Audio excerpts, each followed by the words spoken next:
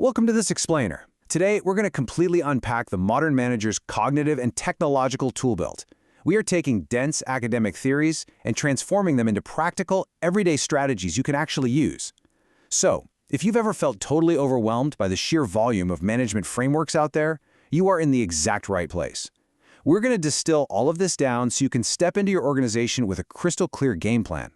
Here's a quick look at our roadmap for this explainer. First, we'll debate art versus science. Second, we'll look at the quantitative viewpoint, and third, its specific branches. Fourth, we'll dive into contemporary systems and contingency. Fifth, we'll touch on emerging management theories, and finally, we'll wrap it all up with what we call the management bouquet. Let's get started with Section 1, Management, Art, or Science. Let's jump right into this foundational debate, because honestly, it quietly dictates exactly how you interact with your team and tackle daily business complexities. I want you to ask yourself this question right now. Is management fundamentally an art, or is it a science? Seriously, think about it for a second, because how you answer completely changes your approach to solving problems as a leader. Do you lean on your gut instinct, your creativity, and human psychology? Or are you looking at hard data, statistics, and measurable outcomes?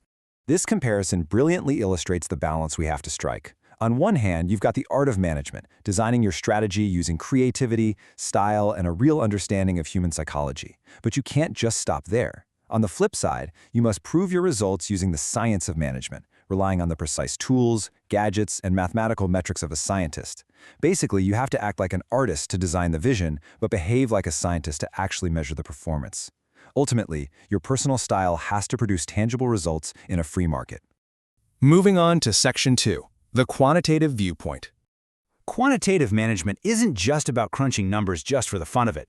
It's about using mathematics, statistics, and information aids to make the leap from simple guessing to making actual effective decisions.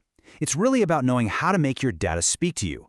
When your data is displayed properly, it tells you your trend, how good your performance actually is, and exactly where you stand against your competitors. It literally makes your decisions more effective and sustainable. Which brings us to Section 3, Branches of Quantitative Management. We can't just sit here and say use math. We need specific, tactical tools that you can use every single day. The crucial point here is that these three distinct branches give us specialized ways to handle completely different operational headaches. Whether you're struggling with high-level complex choices, frontline production speed, or just getting the right data to the right people, one of these three branches is going to be your solution. Let's look at the first one, management science, which is also known as operations research. Now, a vital heads up here. This is about modern mathematical modeling for decision effectiveness. Do not confuse this with Frederick Taylor's historical theories of scientific management from a century ago. This is about using sophisticated equations like regression analysis to figure out which path to take when you're staring down multiple complex options. It gives you a mathematically backed answer to the classic question, should we do it or not? Next up is the second branch, operations management. If we look at this through a real-world flow, it's all about making the physical creation and delivery of goods so much better.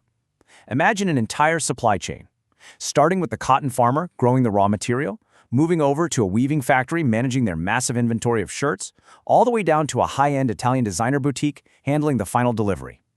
Operations management is the expertise that makes every single step of that journey faster, cheaper, and better for the end customer. Then we have the third branch, Management Information Systems, or MIS. This field builds a hierarchy of data, because, frankly, not everyone in a company needs the exact same information. First-line managers are in the weeds, dealing with daily production and queues, operational stuff. Middle management needs tactical info on process flows. And top management, they need high-level strategic data for long-term growth. MIS ensures every single level gets exactly the information they need to do their specific job efficiently. To really visualize MIS, think of a busy local pizza shop. You walk in, you place an order at the counter. The cashier inputs it, the system immediately computes that data, and instantly, a screen in the kitchen shows the chefs exactly what to bake and who is next in line. That seamless, error-free flow of information, that is MIS in action, making the whole operation run like a well-oiled machine, whether you're a giant multinational corporation or just a corner pizza joint. All right, on to Section 4, Contemporary Systems and Contingency. Shifting over to the art side of things, our first contemporary viewpoint is systems theory, which treats a business exactly like a computer. Think about it. A keyboard is completely useless on its own. You need an input, like typing 2 plus 2. Then you have the throughput, which is the CPU actually processing that data. Finally, you get the output, the number 4 shining on your screen. Systems theory tells us to view our organizations the exact same way. Raw materials are your inputs, your operations are your throughput, and your finished, quality product is your output. Everything has to connect. But what happens when the system breaks down? What if the environment changes midstream, say a new competitor arrives, or your supply chain just totally freezes up? That is where contingency theory becomes your absolute greatest asset as a leader. It requires managers to stop relying on one-size-fits-all solutions and instead adapt dynamically to their specific environment. I absolutely love this concept because it completely frees you from rigid, unchanging rules. It reminds us that being a great manager doesn't mean memorizing a single playbook. It means being incredibly dynamic, situational, and responsive.